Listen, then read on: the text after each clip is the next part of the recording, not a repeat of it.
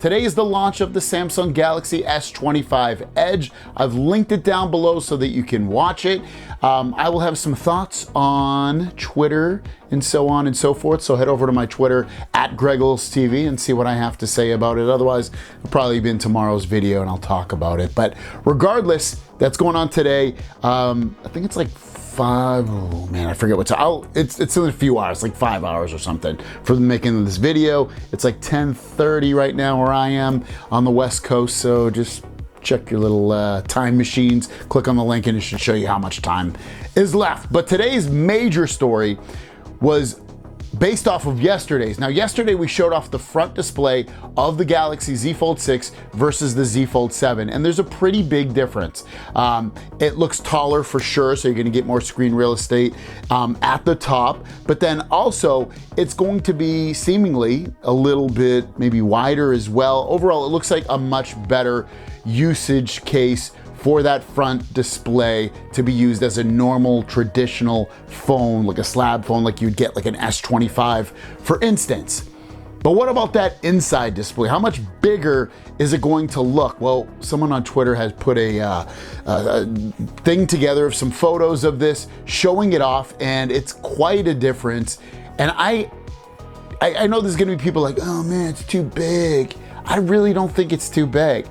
Once you get this in hand and you go back to that smaller one, it's gonna be one of those things like when you had, you know, the original iPhone and it was like, oh, this is big, and then it went up to like 4 inches, and then it went up to whatever. And now when you look back to it, you have the, you know, regular iPhone or Galaxy phones, whatever they are, any of the phones.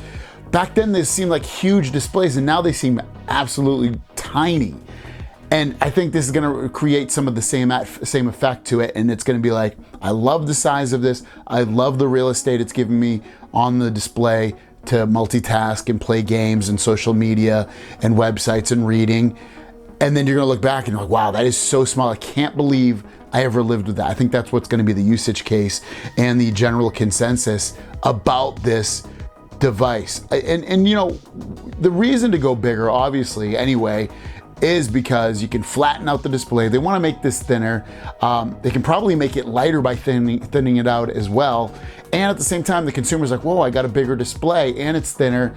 There's a lot of there's a lot more positives, I think, with it than negatives. The only negative would be, again, right off the bat, I think people are gonna say it's too big.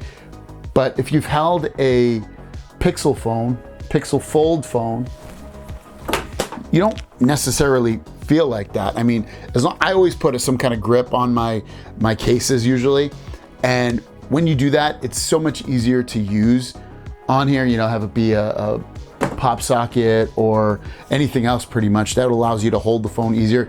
The folding phones definitely need it. I wouldn't personally want a folding phone without some kind of grip on the back there, just because it increases the usability of the phone and it allows you to not have to fumble around with it and potentially drop it.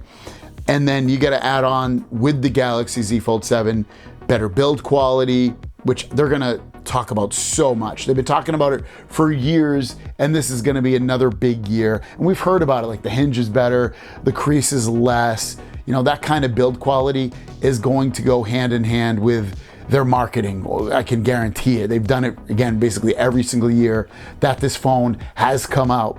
And then beyond the bigger display, the other things they're gonna sell on it is obviously the more power. They're not gonna say it has the same size battery, but they'll probably say it has better battery life because of the processor, the Snapdragon 8 Elite that is inside of the phone.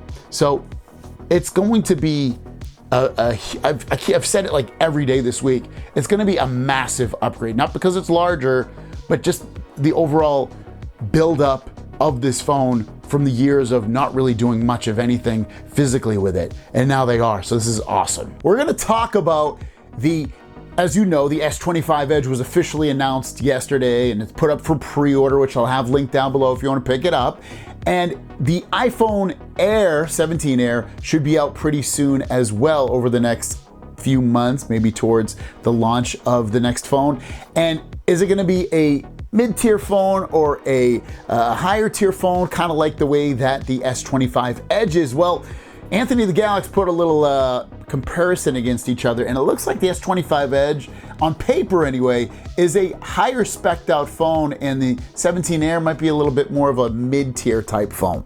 So the display's QHD plus resolution versus 1200p resolution. So you get higher resolution on the S25 Edge. That display will look better. I wonder also if they're going to put 120 hertz in that 17 Air. Wouldn't surprise me if they don't. They still have other phones that are not, but well, they probably will, but who knows with Apple. Titanium frame versus aluminum frame. Titanium is lighter, more indestructible versus aluminum, and that's obviously better on the S25 Edge. Stereo speakers versus a single speaker. Come on. I would much rather have stereo speakers on a phone, the S25 Edge over the 17 Air. One thing I am curious about the Edge is that stereo speakers, but this phone is super slim. I wonder if the speakers are not going to be so great, but we'll have to test that out. Snapdragon X80 versus Apple C1 modem. Now, it's probably a draw, honestly, or pretty close. It's probably little to no variation, but I don't know enough about the C1 modem to really give it a proper opinion about that. Cameras, only one camera on the back for the iPhone, a 48 megapixel, but on the S25 Edge, you get a main 200 megapixel, which is higher resolution, and you get a 12 megapixel ultra wide. I would definitely choose the camera setup from the Samsung. I'd much rather have an ultra wide and a main 200 high resolution camera. I'm giving the win to the S25 Edge. Now thinness, iPhone 17 Air does win, 5.5 versus 5.8, but it is still pretty close. But the iPhone 17 Air definitely wins on that. But when you tally everything else up, the S25 Edge, again, on paper, is a better phone, hardware-wise. It's amazing that both of these phones, as close as they are, that you have the 25 Edge being definitely a near flagship phone over that kind of mid to high tier Apple phone on here. Now I'm assuming the Apple will probably have the latest processor, and if it doesn't, that's crazy because the S25 Edge obviously has the Snapdragon 8 Elite, which is currently the best processor that Snapdragon has out. So, if you're comparing these phones or thinking about both of these phones, just on hardware wise, definitely the S25 Edge. Even on software, I know, obviously I like Android personally better than iOS. But at the same time, S25 Edge has One UI 7, all the great AI features built into it that iPhone still has some, doesn't have all of them though, and still lacks behind in that area.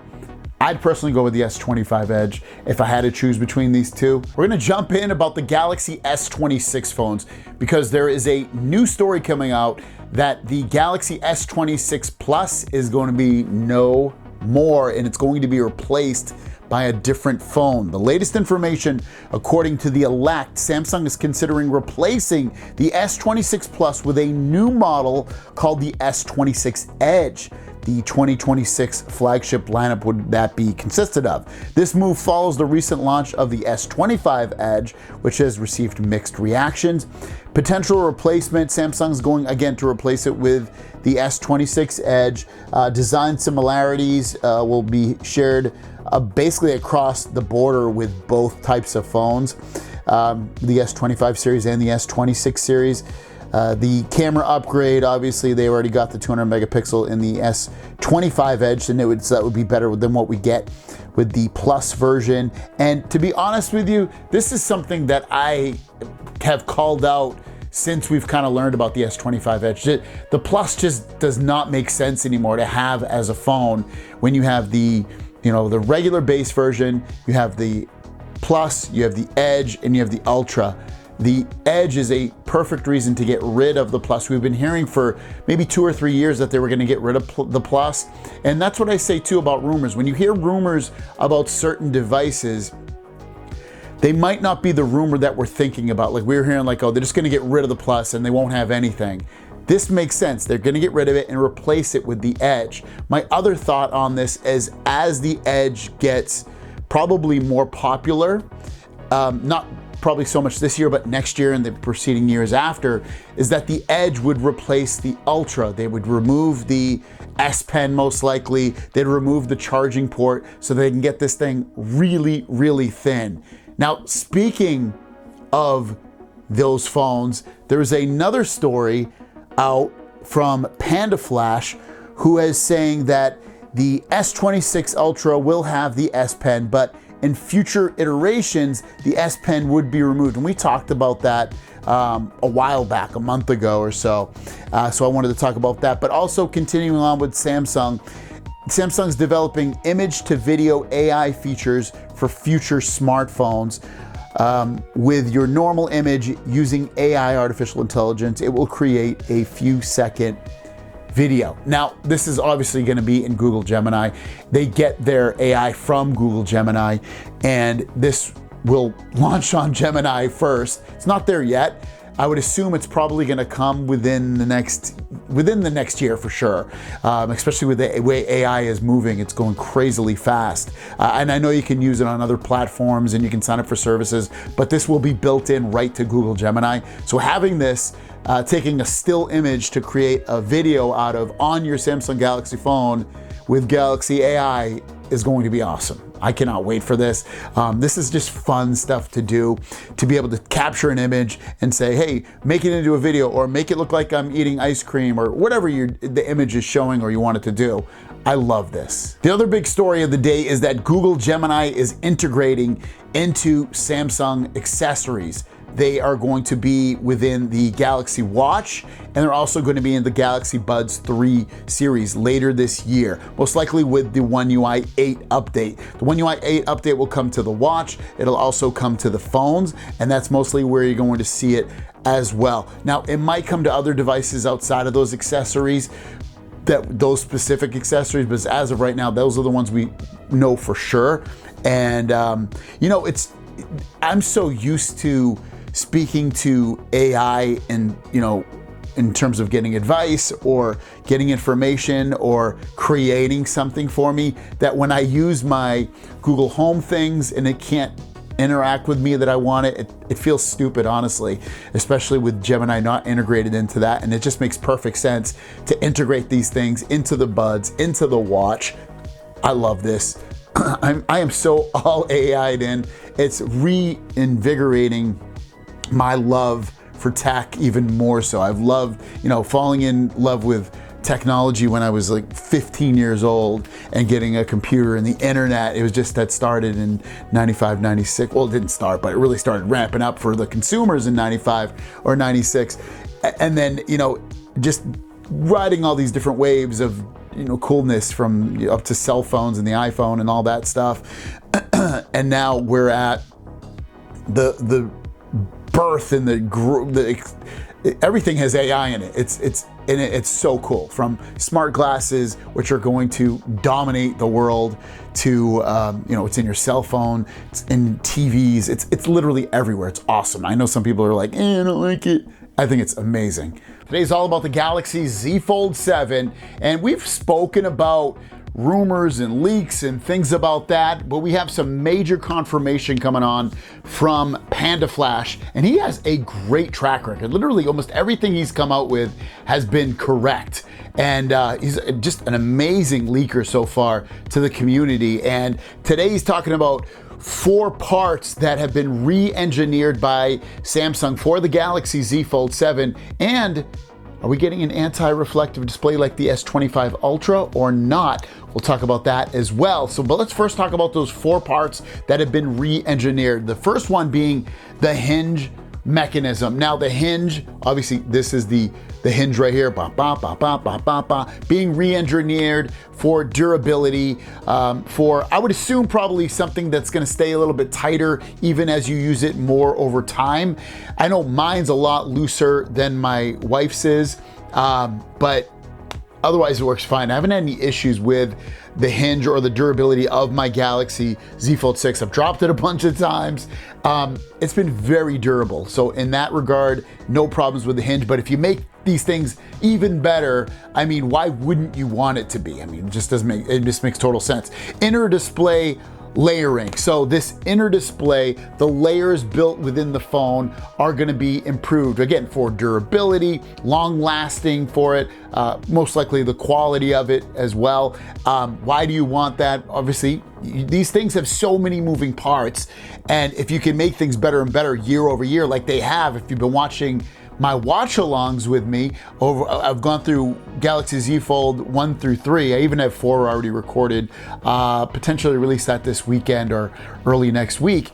But almost all of those, the commonality in all of those watch-alongs is like they talk about how good the build quality is and how they've improved it year over year over year. So, you know, adding inner display layering makes total sense because they've spoken about that in the past as well.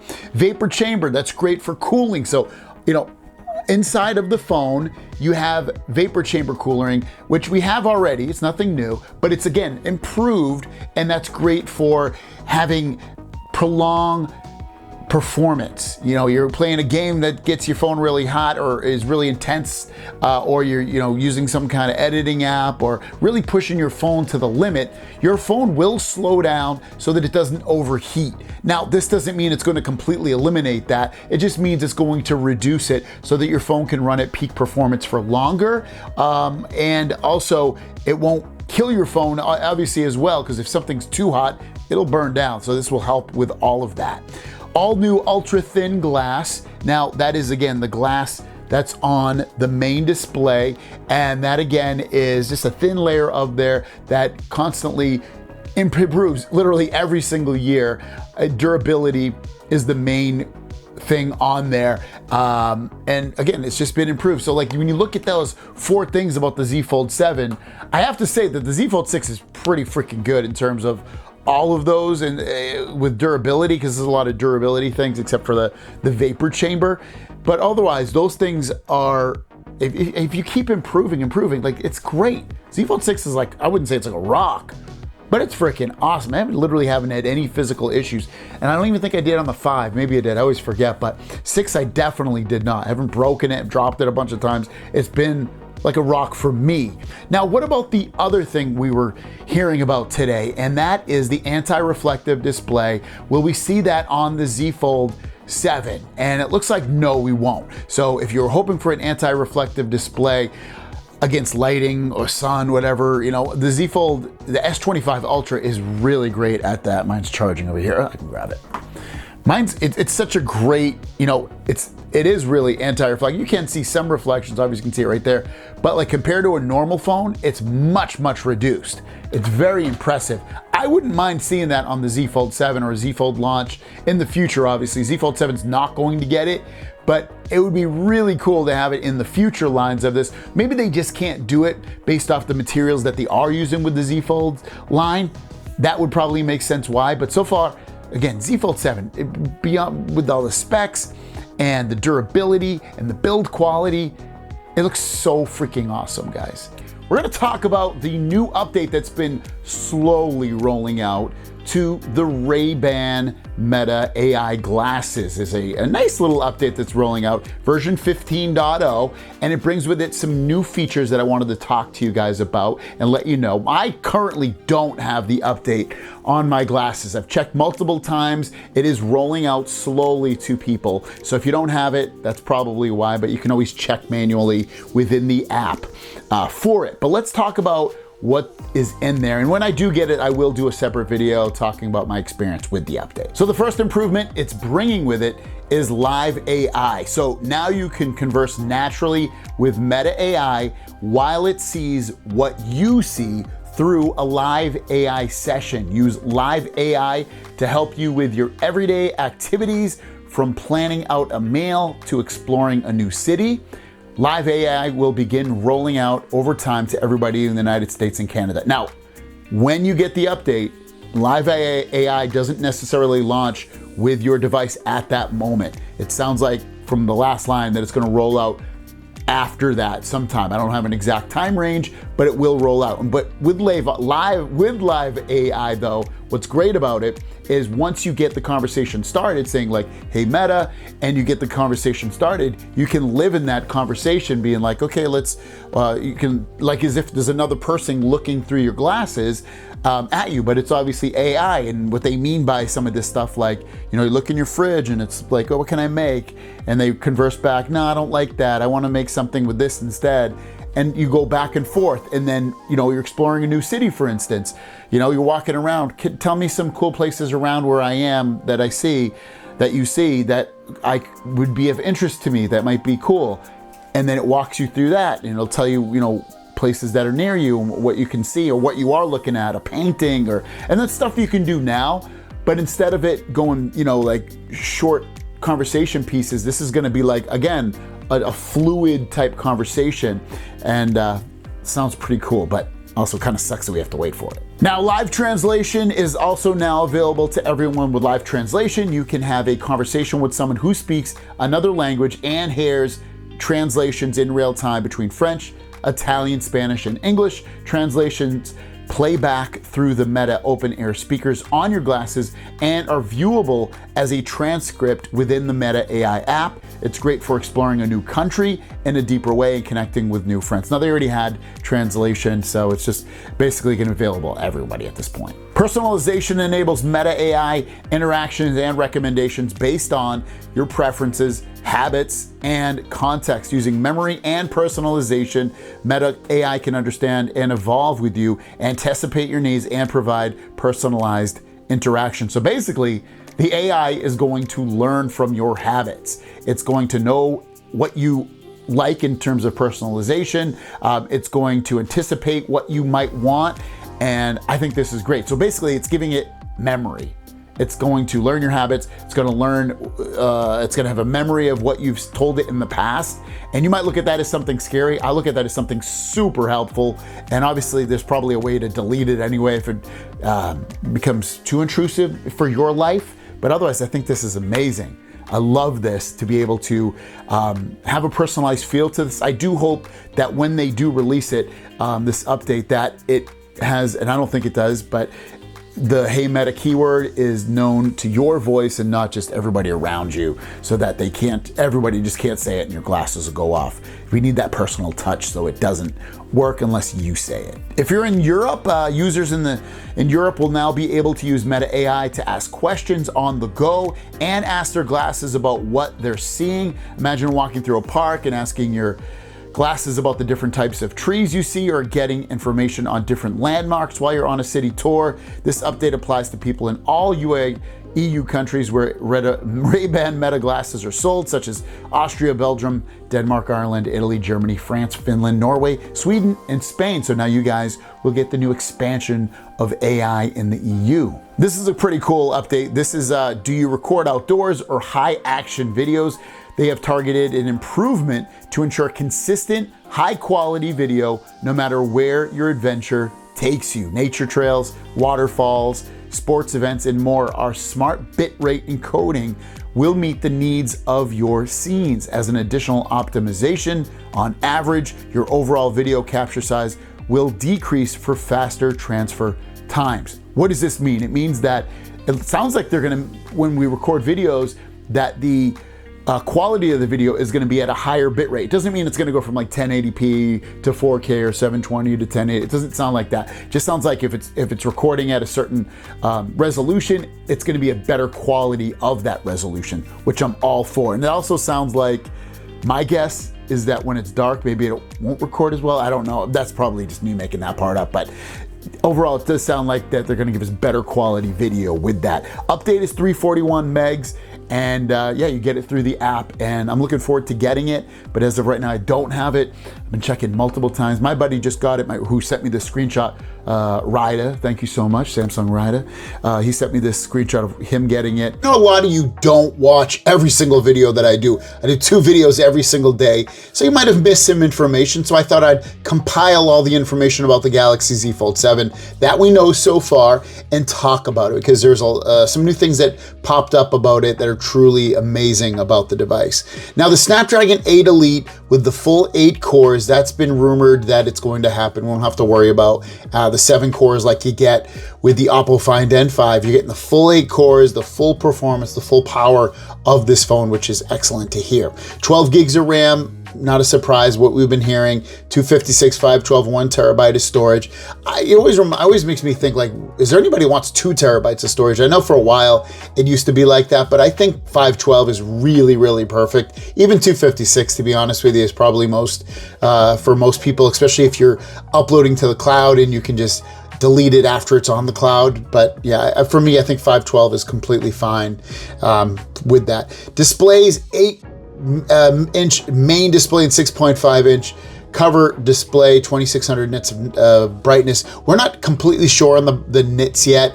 I'm assuming that's what it's going to be. I'm assuming that's going to match what you get on the S25 series of phones. So I don't think it's going to go up on this phone, which is not a bad thing at all, but it is something to know that with that battery, with that display, that they're going to be bigger on both sides, and the brightness will be improved on last generation's phone. But you know, in terms of the other phones that are in their flagship, probably not. The cameras, this is a big upgrade. 200 megapixel main camera, 12 megapixel ultra wide, 10 megapixel telephoto, 10 megapixel selfie, and a 4 megapixel ultra panel, under panel camera. Now the main camera on here is much improved. This is basically the same camera that's on the S25 Ultra. So we should get really crispy, beautiful looking clear photos with up to 100x zoom, I would assume, because of that 200 megapixel main camera. I would be surprised if that's not in there. We already get 30, it should go up to 100x. Good big selling points for this phone overall. And then the under panel camera is also supposed to be improved. Is it going to be, I mean, it takes okay photos, but you know, it's not going to blow you away, I think, compared to the rest of the cameras on the phone. Now that battery is a 4400 milliamp silicon carbon battery. It's a new technology Samsung is supposed to be using in this phone, and it's also going to make its way to other devices throughout the year, and then eventually the S26 next year. But supposedly the first device to really truly use it will be the Galaxy Z Fold 7 phone, which is pretty cool. What does that technology entail?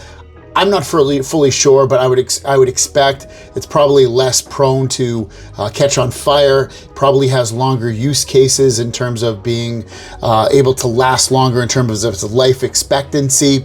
Beyond that, I don't really know. Now, what else? 25 watt wired and 25 watt wireless. We know the wired speed for sure. The wireless is a guess on there because you get that with the S25 Ultra phone. This phone, you should get it too, but we'll see. And hopefully they left the magnets in the phone. We don't know for sure. Wi-Fi 7, duh. New improved speakers, we've heard that. That is awesome. I love the speakers on the S25 Ultra. We should see something similar with this phone as well. New hinge, new glass, less crease. Awesome. We've heard this is gonna be a really thin phone, and getting a better build quality on the crease and the hinge and the glass all being improved. And they seem to do this honestly year over year, no matter what Galaxy phone it is, fold phone it is. And it looks like they're gonna most likely, again, do something a bit the same. There's been a rumor about a new thicker S Pen. It might not do anything more, just thicker. We'll wait and see what they do with that, but supposedly there's a new thicker S Pen coming out with this phone.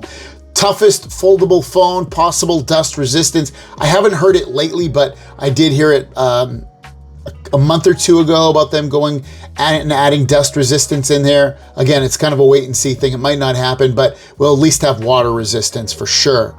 The Galaxy Z Fold 7 will measure 158.4 by 143.1 by 3.9 compared to the Z Fold 6 at 153.5, 132.6, and 5.6. The biggest takeaway from this is that the Z Fold 7 will be the thinnest foldable phone in the world. Now, it really is 4.5 millimeters thick if you count the camera, but the body itself is 3.9 millimeters. The rest of the phone is bigger than the Z Fold 6, the height and the width, because it is a bigger display, and that's why it is bigger, so keep that in mind. Thinnest foldable in the world, like I mentioned, 1.0 millimeter bezels around the displays. This is crazy thin bezels on here. I believe they're the thinnest on any of their flagship phones right now, which is seriously amazing with a foldable phone. It's crazy. New vapor chamber cooling system. Again, they seem to do that every single year, and that's the rumors that's coming out this year. Button layout and look, same as last year. The launch should be July 2025. My guess is it'll probably be in your hands sometime in the July 20th to 25th range. Closer probably to the 25th, but definitely in the 20s, I would guess. And the price should be the same as last year. And you can see what it looks like just above my head as well. So kind of cool what they got going on here. I'm all for it. I think it's great.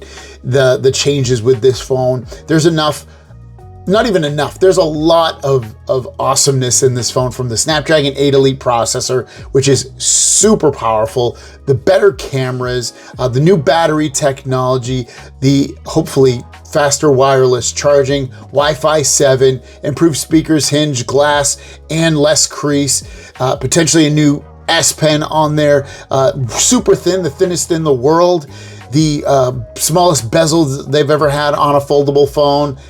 It just looks so awesome, and I cannot wait for this. So today's video is about the Galaxy Z Fold 7 and some new information about it. We'll show off kind of a leaked image as well, a real life type image. So first of all, we're gonna talk about the build. So reportedly, the Galaxy Z Fold 7 will have a titanium build, and this is for thickness and weight reduction. The company has reportedly adopted an internal hinge made of titanium. It's coming to the next fold and most likely the tri-fold as well after successful deployment in last year's special edition fold. So titanium hinge, which again will be good for the reduction in weight and the durability of the overall Galaxy Z Fold line. And they love doing the durability, better build quality, better this, better that in terms of the actual phone, because people get concerned with so many moving parts.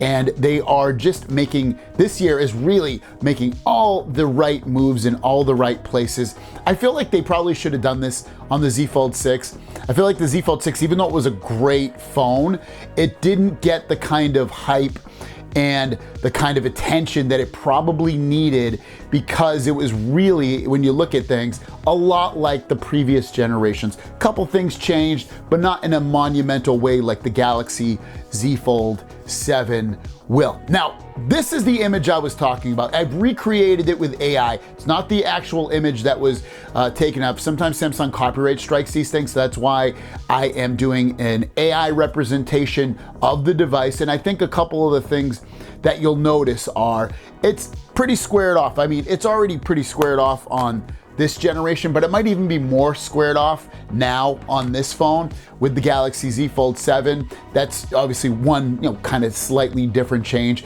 The other bigger change, and hence the word bigger, is you can see that this phone on just closed up state looks pretty big in his hand. And I don't mean that in a negative connotation at all. I mean it in a completely positive way, because it's giving you more screen real estate on that back display to be able to use it probably more often than not. I know I almost never use that front display, and even, I'll be honest now, even when it changes to this, I'll probably still won't use it that much. But with that said, it's pretty cool to see it in terms of getting bigger, because we've had the same kind of small type-ish display on the Z Fold line for so long, and this is going to bring it to another degree of importance and improvement. And I really enjoy that, and I love it. And then we're not even looking at the inside display, which, I mean, if you've seen a Z Fold special edition, it's basically the same. The screen sizes are basically the same, so it's not really that big a change. And that's also why I say, like, why couldn't they make the special edition the Z Fold 6 from last year? Why didn't that happen this year? And then we'd be onto something different this year. But regardless, we're getting it this year, and we're literally 2 months away. We'll know about it. We will probably have it in our hands, or at least close to being in our hands by now. It's just so great to know that we're literally 60 days away from this freaking being in our houses, in our hands, and all throughout the world. I cannot freaking wait. Let me know your thoughts on this in the comments down below. Do you think it's too big? Do you think it's just right? Let me know in the comments down below. Have a great day. Don't forget to watch my review on these right here, the Ray-Ban Meta AI glasses. I love them, guys. They're so awesome. Check it out. Thanks for watching. Have a great day. Peace.